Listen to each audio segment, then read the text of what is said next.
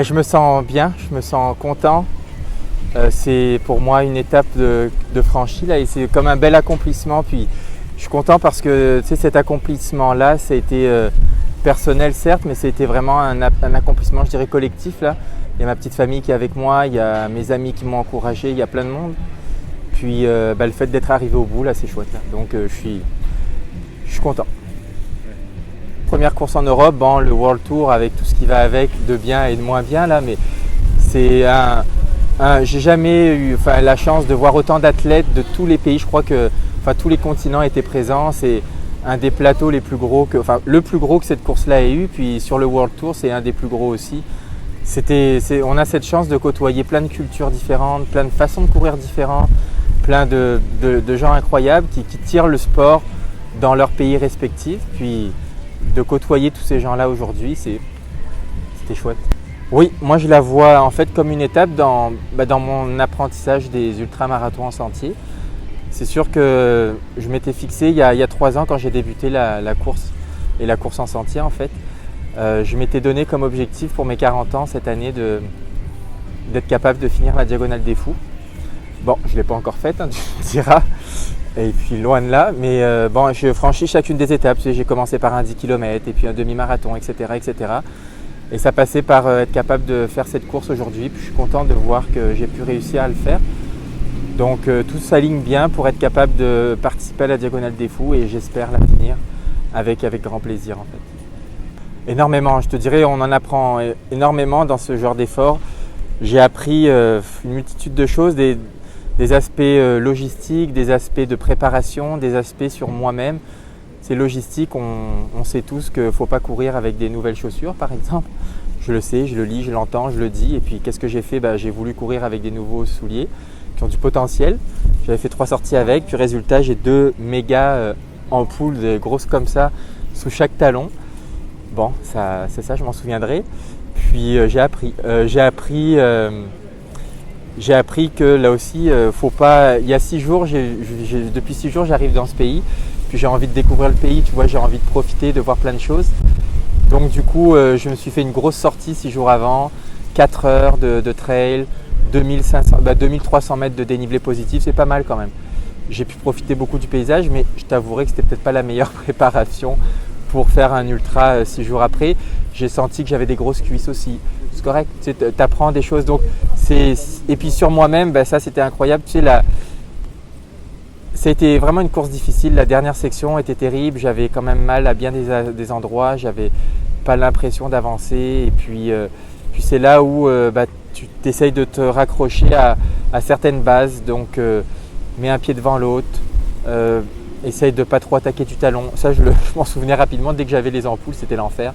Donc, tu sais, je revenais à la base. Puis en ce moment, je lis un livre, c'est marrant, qui s'appelle Born to Run.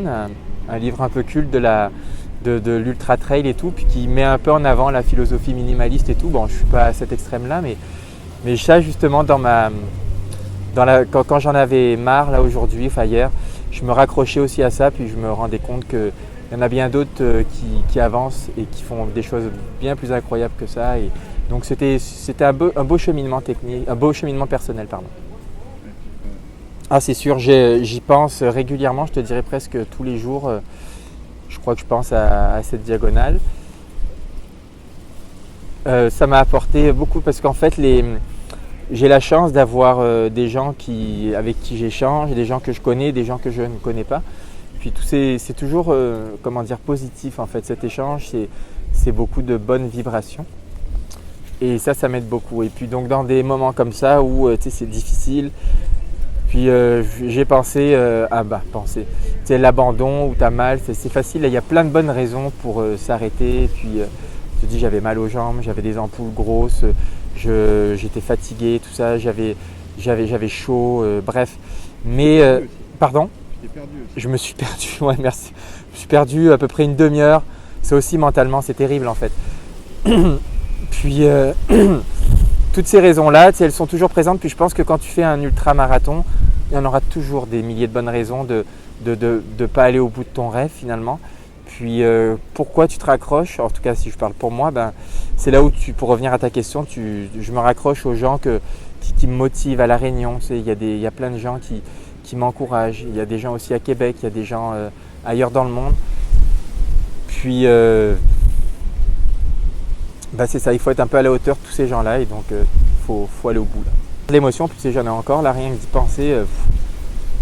Non, c'est bien, c'est chouette. Il va avoir comme course, en fait, si je redeviens plus terre à terre, récupération. Et puis j'ai comme objectif de courir toujours dans cette préparation-là. Je veux refaire un 80 km, donc un ultra dans les montagnes, les Bear Mountains, dans le circuit North Face Endurance Challenge. Ça, c'est dans à peu près 2 mois, 1 mois et demi, 2 mois, là, début mai. Puis après, je voudrais m'attaquer à mon premier 100 miles. La Réunion, comme tu le sais, la Diagonale des Fous, c'est 100 miles, 165 km à peu près. Et je veux en avoir déjà couru un avant d'y aller. Donc j'ai choisi toujours dans cette quête d'apprentissage le Bryce 100, qui est une course donc de 100 miles dans le Colorado, en Utah en fait. Donc là, je vais y participer. Ensuite, je vais aussi refaire une étape du circuit de Endurance Challenge dans le coin de Toronto. Puis après, c'est l'été qui va débuter à fond. Et là, ça va être la TDS, une course qui a lieu en Europe dans le cadre de l'Ultra Trail, de l'UTMB. Et ça, c'est 2 mois avant à peu près la Diagonale. Puis après, je vais à la maison, à La Réunion. Je profite de La Réunion et puis je cours la Diagonale.